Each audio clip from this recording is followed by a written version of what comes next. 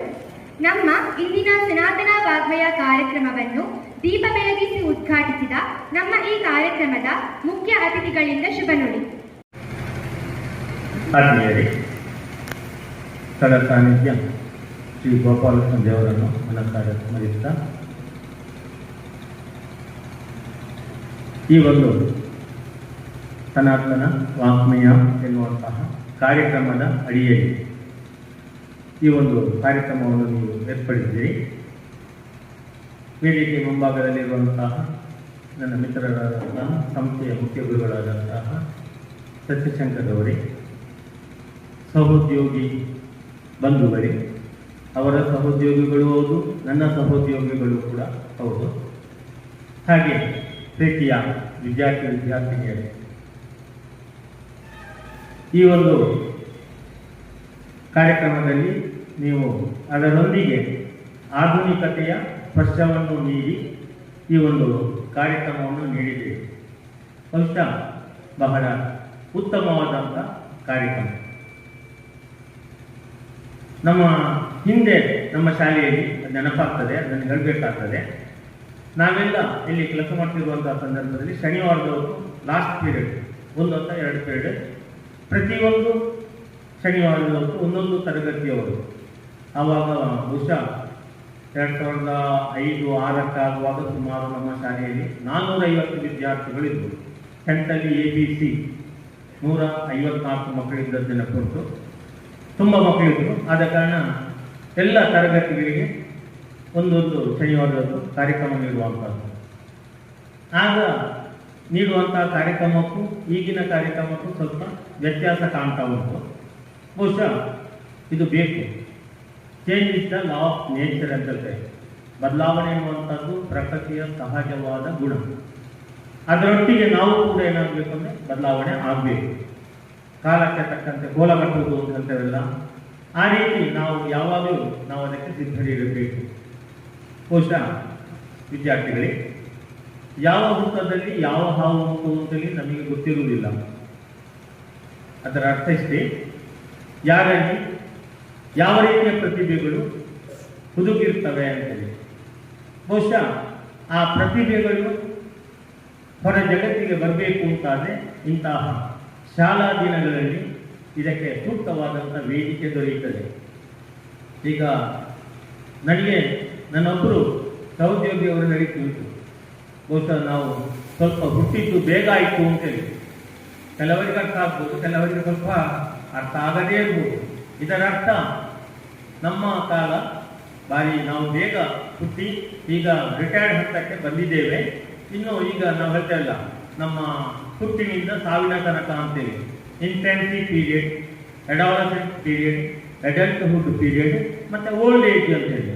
ನಾವು ಇನ್ಫೆನ್ಸಿ ಪೀರಿಯಡನ್ನು ಪ್ರೈಮರಿಯಲ್ಲಿಯೋ ಮನೆಯಲ್ಲಿಯೋ ಪ್ರೈಮರಿಯಲ್ಲೆಲ್ಲ ಕಲಿತೇವೆ, ಅಂಗನವಾಡಿಯೆಲ್ಲ ಕಲಿತೇವೆ. ಈಗ ಅಡಾಲಸೆಂಟ್ ಪೀರಿಯಡ್ನಲ್ಲಿ ನೀವೆಲ್ಲ ಇದ್ದೀರಿ. ಬಹುಶಃ ಇನ್ನು ಹೈಸ್ಕೂಲ್ ಆದಮೇಲೆ PUC, ಕಾಲೇಜ್, ಆಗ ಯುವಕರು ಯುವತಿಯರು ಅಂತ ಹೇಳ್ತೇವೆ, ಬಿಸಿ ರಕ್ತ ಅಂತ ಹೇಳ್ತೇವೆ. ಆಗ ಮೈಯಲ್ಲಿ ಬಿಸಿ ರಕ್ತ ಹರಿಯುತ್ತಾ ಇದೆ. ಆಗ ನಾವು ಮಾಡಿದ್ದೆಲ್ಲ ಕಾರ್ಬಾರು ಅಂತೇಳಿ ಕೆಲವರು ತಿಳ್ಕೊಳ್ತಾರೆ, ಇರಲಿ ಬಿಡಿ. ಹಾಗೆ ನೆಕ್ಸ್ಟ್ ಅಡಲ್ಟ್ಹುಡ್ ಆಯಿತು, ಮತ್ತೆ ಓಲ್ಡ್ ಏಜ್ ಅಂತೇಳಿ. ಮತ್ತೆ ನಾವು ಒಂದು 50-60 ವರ್ಷ ಆದಮೇಲೆ ರಿಟೈರ್ಮೆಂಟ್ ಅಂತೇಳಿ. ಅದಕ್ಕೆ ಅವರು ಹೇಳುವಂಥದ್ದು, ನಾವು ಹುಟ್ಟಿದ್ದು ಸ್ವಲ್ಪ ಬೇಗ ಆಯಿತು, ಸ್ವಲ್ಪ ಲೇಟಾಗಿ ಹುಟ್ಟಿದ್ರೆ ಬಹುಶಃ ನಿಮ್ಮ ಹಾಗೆ ಶಾಲೆ, ಪ್ರೈಮರಿ ಶಾಲೆ, ಹೈಸ್ಕೂಲಿಗೆ ಈ ಒಂದು ಕಾರ್ಯಕ್ರಮವನ್ನು ನೀಡಲಿಕ್ಕೆ ಅವಕಾಶಗಳು ಸಿಗ್ತಿದ್ವು ಅಂತೇಳಿ ಆ ಅರ್ಥದಲ್ಲಿ ಹೇಳಿದ್ದಿರ್ಬೋದು. ಬಹುಶಃ ಮಕ್ಕಳೇ, ನಿಮಗೆ ಇಂತಹ ಒಳ್ಳೆಯ ಅವಕಾಶಗಳು ಶಾಲೆಯಲ್ಲಿ ಸಿಗ್ತಾ ಉಂಟು. ಆದ ಕಾರಣ ನಿಮ್ಮಲ್ಲಿ ಹುಡುಗಿರುವಂತಹ ಪ್ರತಿಭೆಗಳನ್ನು ಹೊರಹೊಮ್ಮುವುದಕ್ಕೆ ಸೂಕ್ತವಾದಂಥ ಅವಕಾಶ ಈಗ ಪ್ರಾಥಮಿಕ ಹಂತದಿಂದಲೇ ಸಿಗ್ತಾ ಉಂಟು. ಬಹುಶಃ ನಾನು ವೇದಿಕೆ ಹೋಗ್ಬೋದು ಅಂತಂದರೆ BEd ಅಲ್ಲಿ ಟೀಚಿಂಗ್ ಪ್ರಾಕ್ಟೀಸ್ ಅಂತೇಳಿ ಇರ್ತದೆ, ಡಿಗ್ರಿಯಲ್ಲಾಗಿ ಪದವಿಯಲ್ಲಾಗಿ. ಮತ್ತು ನಾವು ಶಿಕ್ಷಕ ವೃತ್ತಿಗೆ ಬರಬೇಕು ಅಂತಂದರೆ ಒಂದು ವರ್ಷದ ತರಬೇತಿ ಇತ್ತು. ಆಗ ನಾವು ವೇದಿಕೆಗೆ ಹೋಗಬೇಕಿತ್ತು. ವೇದಿಕೆ ಹೋಗುವುದಂದರೆ ವೇದಿಕೆಯಲ್ಲಿ ನಿಂತು ಮಕ್ಕಳಿಗೆ ಪಾಠ ಮಾಡಬೇಕಿತ್ತು. ಆಗ ನನಗೆ ಸಿಕ್ಕಿದಂಥ ಒಂದು ಅವಕಾಶ ಅಂತ ನಾನು ಅನಿಸ್ತೇನೆ. ಅಂದರೆ ಬಹುಶಃ ನಾನು ಲಕ್ಕಿ ಪರ್ಸನ್ ಅಂತ ಹೇಳುವುದಲ್ಲ. ಆದ ಕಾರಣ ಇಂಥ ಅವಕಾಶಗಳು ನಿಮಗೆ ಸಿಗ್ತಾ ಉಂಟು. ಬಹುಶಃ ಇದನ್ನು ಸರಿಯಾದ ಸಮಯದಲ್ಲಿ ಸರಿಯಾಗಿ ನೀವು ಬಳಸಿಕೊಳ್ಬೇಕು. ಆವಾಗ ನಿಮ್ಮ ಪ್ರತಿಭೆಗಳು ಈಗ ಶಾಲಾ ಕಾಲೇಜು ದಿನಗಳಲ್ಲಿ ನಿಮಗೆ ಸೂಕ್ತವಾದಂಥ ವೇದಿಕೆ ದೊರೆಯುತ್ತದೆ.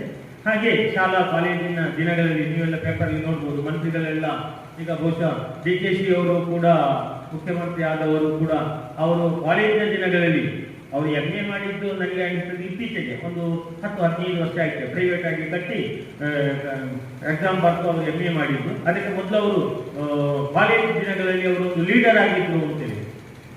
ಇವಾಗ ಎಲ್ಲರೂ ಲೀಡರ್ ಆಗಲಿಕ್ಕೆ ಅವಕಾಶಗಳು ಉಂಟು ಅಂತೇಳಿ. ಆವಾಗಿನ ಕಾಲದಲ್ಲಿ ಅದೇ ಅಂತ ಅವಕಾಶಗಳು ಕಡಿಮೆ, ಆದರೆ ಈಗ ಎಲ್ಲರೂ ಕೂಡ ಲೀಡರ್ಸ್ ಆಗ್ಬೋದು. ಯಾಕಂದ್ರೆ ಅಂತ ವೇದಿಕೆ ನಿಮಗೆ ಸಿಗ್ತಾ ಉಂಟು.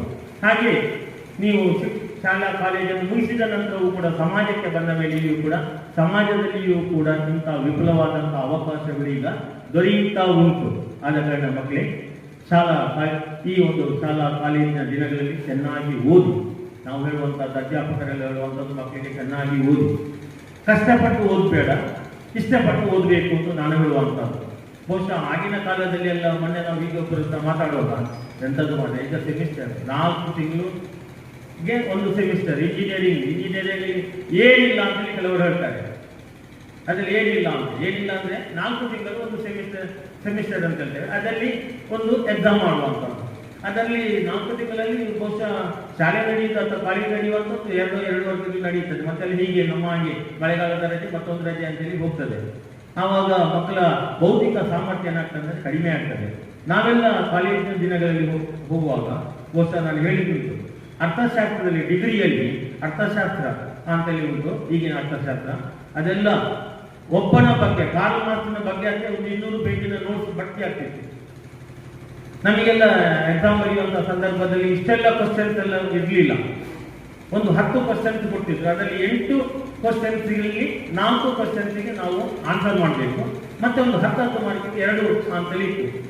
ಬರ್ದು ಸಾಕಾಗ್ತಿತ್ತು. ಓದಿ ಕೂಡ ನನಗೆ ಅನಿಸ್ತಿತ್ತು. ನಾವೆಲ್ಲ ಕಾಲೇಜಿನ ದಿನಗಳಲ್ಲಿ ನೆನಪಿದ್ದಾಗ ಓದಿ ಸಾಕಾಗ್ತಿತ್ತು. ಎಷ್ಟು ಓದ್ತಿದ್ದೇವೆ ಅಂದ್ರೆ ಏನು ಅಷ್ಟು ನೋಟ್ಸ್ ಇತ್ತು. ಈಗ ಹಾಗೆಲ್ಲ, ಈಗ ಎಜುಕೇಶನ್ ಎನ್ನುವಂಥ ಶಿಕ್ಷಣವೂ ಕೂಡ ಭಾರಿ ಈಗ ಏನಾಗಿದೆ ಅಂದರೆ ಸುಲಭ ಆಗಿ ಬಿಟ್ಟಿದೆ. ಇನ್ನೂ ಸ್ವಲ್ಪ ದಿನ ಕಲಿತ್ರೆ ನಿಮ್ಮ ಎದುರಿ ನಿಮಗೆ ಗೊತ್ತುಂಟು ಆರ್ಟಿಫಿಷಿಯಲ್ ಇಂಟೆಲಿಜೆನ್ಸ್ ಅಂತ, ಕೃತಕ ಬುದ್ಧಿಮತ್ತೆ ಬಂದು ಬಿಟ್ಟು ಅದು ಪ್ರಾಥಮಿಕ ಹಂತದಿಂದಲೇ ಈಗ ಶಾಲೆಯಲ್ಲಿ ಪಾಠ ಮಾಡಲಿಕ್ಕೆ ಬಂದಿದೆ. ಅದನ್ನು ಕೂಡ ಸರಿಯಾದ ರೀತಿಯಲ್ಲಿ ನೀವು ಬಳಸಿಕೊಳ್ಳಿ. ಅದರ ಬಗ್ಗೆಯೂ ಕೂಡ ಪೇಪರ್ನಲ್ಲಿ ಉದಯವಾಣಿ ಪತ್ರಿಕೆ ಇರುವುದು, ಉಳಿದ ಪತ್ರಿಕೆಯಲ್ಲಿಯೂ ಕೂಡ ಅದರ ಬಗ್ಗೆ 2ನೇ ಪುಟದಲ್ಲಿ ತುಂಬಾ ಲೇಖನಗಳು ಅದರ ಬಗ್ಗೆ ಬರ್ತಾ ಉಂಟು. ಕೃತಕ ಬುದ್ಧಿಮತ್ತೆ ಬಂದ್ರೆ ಶಾಲೆಯ ಕಥೆ ಅಂತದ್ದು, ಹಾಗೆ ಉದ್ಯೋಗದ ಕಥೆ ಏನು ಅಂತೇಳಿ ಅದನ್ನು ಕೂಡ ನೀವು ಚೆನ್ನಾಗಿ ಓದಬೇಕಾಗ್ತದೆ, ಅರ್ಥ ಮಾಡಿಕೊಳ್ಬೇಕಾಗ್ತದೆ. ಏನೇ ಇರಲಿ ಮಕ್ಕಳೇ, ಸಿಕ್ಕಿದಂತಹ ಅವಕಾಶವನ್ನು ನೀವು ಬಿಡಬೇಡಿ, ಸರಿಯಾಗಿ ಅದನ್ನು ಬಳಸಿಕೊಳ್ಳಿ. ಸಮಾಜದಲ್ಲಿ ಅಂದರೆ ಆರೋಗ್ಯಪೂರ್ಣ ಸಮಾಜದಲ್ಲಿ ನಿಮ್ಮ ಪಾತ್ರವೂ ಕೂಡ ಬಹಳ ದೊಡ್ಡದು. ಸ್ವಸ್ಥ ಸಮಾಜ ಅಂತಂದರೆ ಆರೋಗ್ಯಪೂರ್ಣ ಸಮಾಜವನ್ನು ನಾವೆಲ್ಲ ಒಟ್ಟಿಗೆ ಸೇರಿಸಿ ನಾವು ನಿರ್ಮಿಸಬೇಕಾಗ್ತದೆ. ಆದ ಕಾರಣ ಆ ನಿಟ್ಟಿನಲ್ಲಿ ನೀವು ಕಾರ್ಯಪ್ರವೃತ್ತರಾಗಿ ಅಂತ ಹೇಳಿ ನನ್ನ 2 ಮಾತನ್ನು ಇಲ್ಲಿಗೆ ಕೊನೆಗೊಳಿಸುತ್ತೇನೆ.